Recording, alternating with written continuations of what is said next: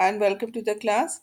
We are doing the chapter Confronting Marginalization, and we have done so many things about it, like how to confront the marginalization, what are the various bases on which it can be fought, it can be confronted. The first is the provisions of the constitution, then policies of the reservation policy of the government, then the laws made by the government. And in this regard, we have in this context we have also discussed about one of the story of Ratnam, and through this story we tried to understand what kind of atrocities the people belonging to lower caste face in the society, and that is the reason this the scheduled caste and the scheduled tribes prevention of atrocities act 1989 was enacted by the government. And in this act we see that the government has attached a very long list of crimes. What type of crimes are done against the Dalits, and what punishment should be there for these crimes? So we find that the act in this act we will find as many terrible crimes are there, and the crimes which are listed in this act is such crimes which happens in our society, you know.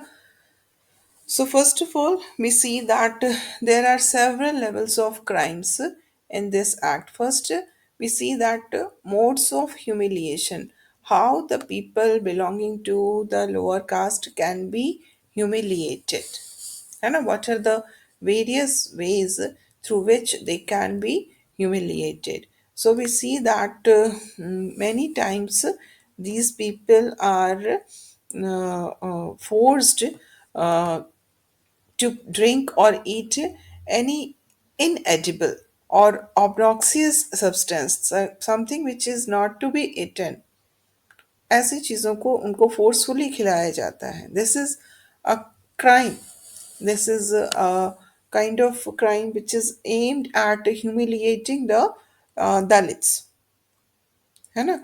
Then many times it also happened that the Dalits, any member of scheduled caste or scheduled tribe, may be forced to remove clothes from the body, and he or she can be forced to parade naked or with painted face. His or her face can be painted with black color, and in this way this kind of derogatory things is done against the people of this community.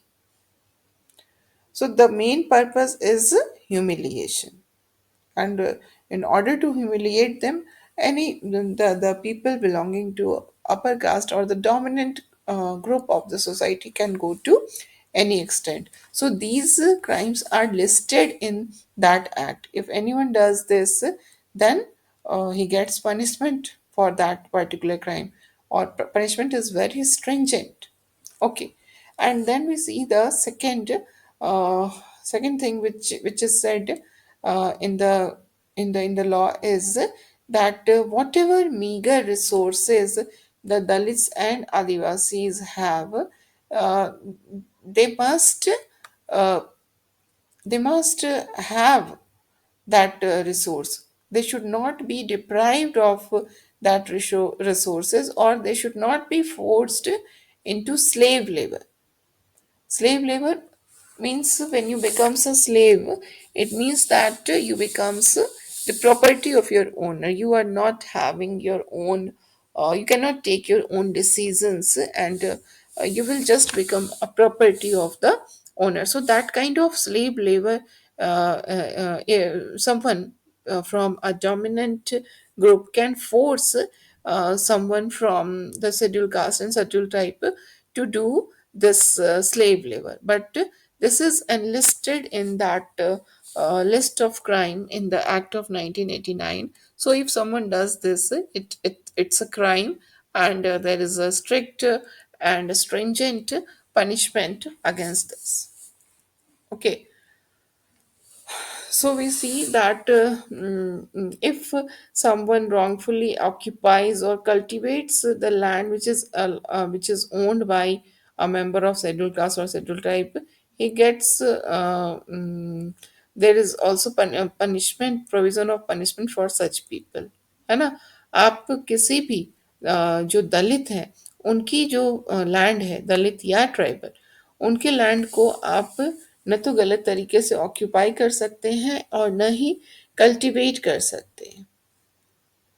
ठीक है. Wrongfully you can not occupy और cultivate because it happens कि उनके पास land कैसे हो सकता है, तो उनसे छीन लिया जाता है कई बार.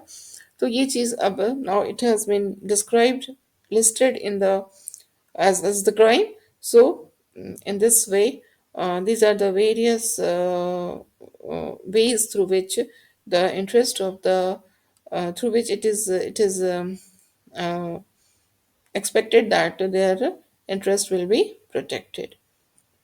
Then we see that this act also recognizes that there should not be crime against Dalit and tribal women, because women is already the weaker section of the society, and so many crimes happen against women. So there is a special need to protect the interest of the women belonging to Dalit and tribal group. Okay, so uh, we find that there is a provision for punishment for anyone who assault or use force on any women who belongs to scheduled caste or scheduled tribes. है ना? So in this way, these are the various crimes which are described in the act. And now we will do this. The scores of manual scavenging. Manual scavenging is a curse, we can say, for human being, because इसमें हम देखते हैं कि first of all you must understand the meaning of manual scavenging. What do we mean by manual scavenging? Okay, so manual scavenging is the practice of removing human and animal waste excreta using brooms, tin plates, and basket from dry latrines and carrying it on the head to disposal ground some distance away. ये आपको समझ लेना है. इसी को हम कहते हैं मैनुअल स्कैवेंजिंग. जो ह्यूमन वेस्ट है या एनिमल वेस्ट है उसको ब्रूम से, टिन के प्लेट से, बास्केट से उसको रिमूव करना और उसको कैरी करना अपने हेड पे, कैरी करके वहाँ कहाँ ले जाना, डिस्पोजल ग्राउंड में ले जाना. तो ये जो काम करते हैं उनको ही हम मैनुअल स्कैवेंजर कहते हैं. ठीक है. एंड उस प्रोसेस को हम मैनुअल स्कैवेंजिंग कहते हैं. और who is manual scavenger? Manual scavenger is the person who does the job of carrying this filth. ठीक है. So in our society this job is done by Dalit women and young girls only. And we have this Safai Karmachari Andolan from Andhra Pradesh. Uh, this organization works with manual scavenger, and according to this Andolan, Safai Karmachari Andolan, there are 1 lakh persons from Dalit communities who are employed in this job of manual scavenging, and they work in this 26 lakh private and community dry latrines which are managed by municipalities. Okay, so this is what is manual scavenging. This is who is called a manual scavenger, and what does the data say? Data says that there are 1 lakh person from Dalit communities who work as manual scavenger. And these people, these 1 lakh people, work in 26 lakh private and community dry latrines. ठीक है. And now we see that manual scavengers, why this is considered to be a very uh, risky job, very a job which may cause health hazard, because they are coming in contact with such things like human waste, animal waste, which contain so many bacteria, and this may become reason for their this may cause serious health hazards to them. And that too, that manual scavenging is done without safety gear. You know, so there's no safety gear. They are not provided with any kind of boots or gloves or face shield in order to protect themselves from the infection. They are exposed to infections, and these infections can affect their eyes, skin, respiratory system, gastrointestinal system. So this is the problem they face, that they face serious health hazards. And then the second thing was, which we find, that their wages is also very low. है ना? They get very low wages for the work they perform. And we find that those who work in urban municipalities, they earn rupees 200 per day. Urban municipality जैसे हमारी वाराणसी का है, उस तरह की जो अर्बन म्यूनिसिपैलिटीज़ में काम करने वाले हैं, उनको तो 200 पर डे मिल भी जाता है, but those who are working privately, they are paid much less. So this is the condition these people are facing. Okay. And now we see that in our country, in our constitution, according to our constitution, the untouchability has been abolished. Still, we find that manual scavenging is going on. एक तरफ आपने untouchability को abolish कर दिया, okay, दूसरी तरफ manual scavenging is going on. So these people who are associated with this work of manual scavenging, they are still considered as untouchable in their society, like bhangis in Gujarat, Pakhis in Andhra, and Sikaliars in Tamil Nadu. They these people belonging to these community are still live outside the village. They still considered as untouchable. They live in separate settlement on the outskirts of the village, and they are not given access to public places like temples, public water facilities. So they are facing the same condition which was existing before before independence.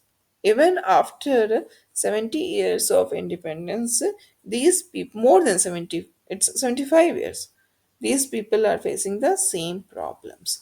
Okay. And now we see what the government has done in order to stop this kind of situation. That in 1993, the government passed one act, and the act is the Employment of Manual Scavengers and Construction of Dry Latrines Prohibition Act.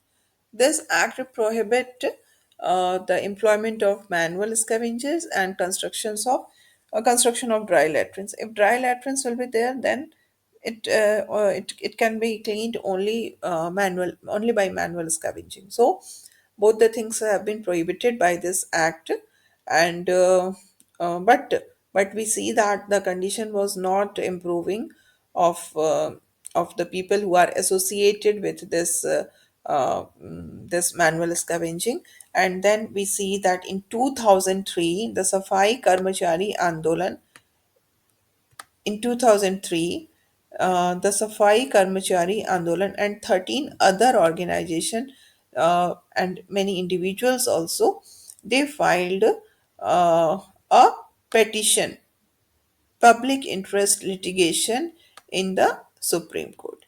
And in this public interest litigation, it was said that manual scavenging is still existing in our country. Even after so many years of independence, we are still doing the manual scavenging. and it is even continued in government undertakings like railways में जो toilet का system है that system promotes manual scavenging. It cannot be done without manual scavenging. But nowadays it has changed. जो earlier हुआ करता था उसमें now we have bio toilets in railways. So that is a very good step by the government. But earlier it used to be like this only. So uh, uh, the petitioner wanted that they must enjoy their fundamental rights, and because of the nature of their work, they are not able to enjoy their fundamental right. है ना? And when this BIL was filed and all these things came out, the court was of the view that in our country, number of manual scavengers is increasing. है ना? So the court asked every department ministry of the union government as well as the state government to verify the fact within 6 months कि क्यों manual scavengers का number बढ़ रहा है, and if manual scavenging को आप खत्म करिए पूरी तरह से, and if it was still existing, then that government department has to actively take up a time bound program for their liberation and rehabilitation. अगर अभी भी वो है चल रहा है तो आपको एक प्रोग्राम अपना बताना होगा कि कितने समय तक में आप इस मैनुअल स्कैवेंजिंग को खत्म कर देंगे, और जो मैनुअल स्कैवेंजर्स हैं उनको लिबरेट कर दीजिए, इस काम से उनको आज़ाद करिए और उनका रिहैबिलिटेशन करिए. They must be engaged with some other work, है ना? So that is the need of the time. So it was this verdict was given by the Supreme Court, and accordingly we find that the Prohibition of Employment as Manual Scavengers and their Rehabilitation Act came into force on 6 December 2013. अब इसमें इस 2013 के बाद से जैसे हमारे जो railways हैं उसके भी जो टॉयलेट्स के वो हैं बायो टॉयलेट्स हो गए हैं जिसमें कि मैनुअल स्कैवेंजिंग की ज़रूरत नहीं पड़ती है. So it's a very appreciable step taken by the government. And now we see that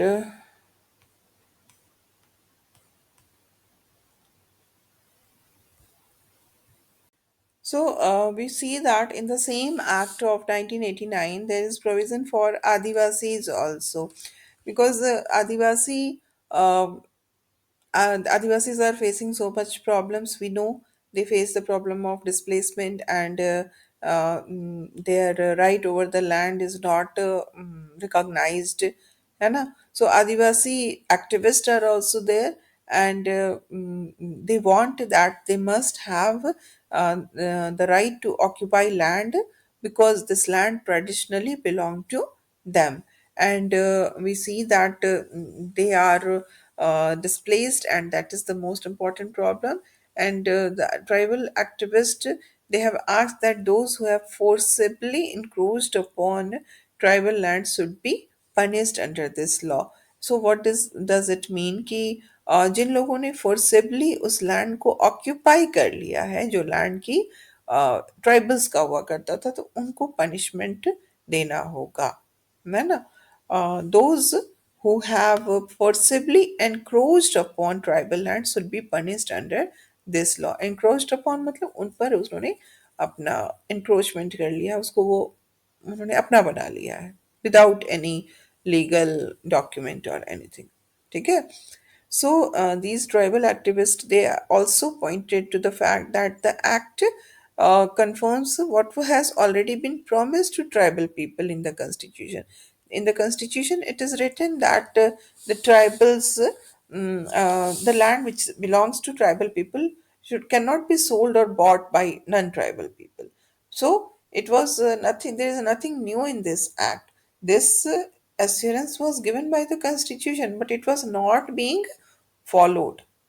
So now this there is need to include this in the act. Act में इसको इंक्लूड करके अब इसको इन्फोर्स किया जा रहा है कि कोई भी yes, no, non-tribal people can sell or purchase land from the tribal people. ठीक है and we see that if this has happened, the constitution guarantees the right of tribal people to repossess their land. Like अगर किसी ने उनसे वो land ले लिया है तो उनको फिर से वो लैंड आपको देना है. They must repossess their land.